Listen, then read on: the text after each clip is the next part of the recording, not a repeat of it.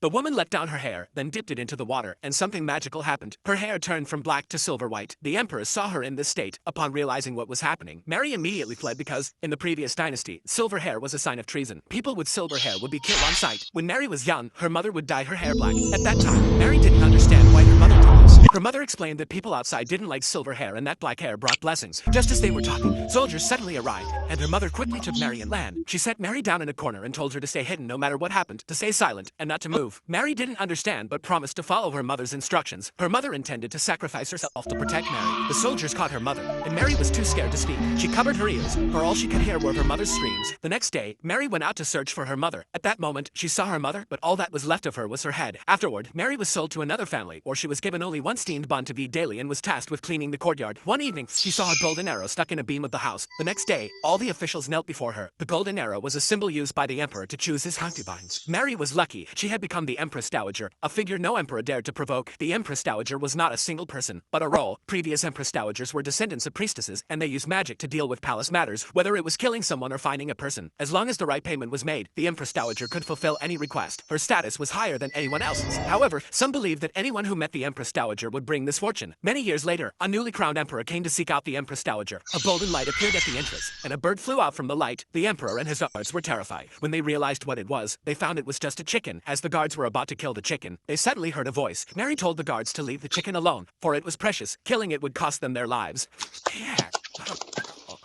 Mary was now the Empress Dowager, and she wasn't afraid of any emperor. The emperor took out an earring and asked Mary for help. He knew that Mary could solve any problem, whether it was killing someone or finding something. But Mary replied, "The one who casts the curse must also bear it. To kill, it costs a life. To pray, it requires money. If you want to find a lost item, we need to discuss it further." The emperor requested Mary to find the owner of the earring, but Mary refused immediately. The emperor's power was vast. With one command, he could find the owner. If he didn't do that, there must be a reason. Mary thought he was toying with her, certain it was something sinister. The guards came and told Mary to respect the emperor. The emperor knew that the Empress Dowager could be either a fairy or a ghost. At that moment, the emperor took Mary's hand, knowing she was human. He asked for her name, and Mary shyly told him. The emperor thought her name was beautiful, and Mary blushed. Just then, Mary's sleeve slipped down, revealing a mark. The next second, Mary told them to leave. She took off her lotus flower headpiece and blew a breath toward the emperor. In an instant, they were transported outside the door. Mary threw the emperor's earring out after them. The emperor and his guards were confused, but the emperor didn't give up. The next day, he came back to find Mary, bringing many gifts. But Mary, being the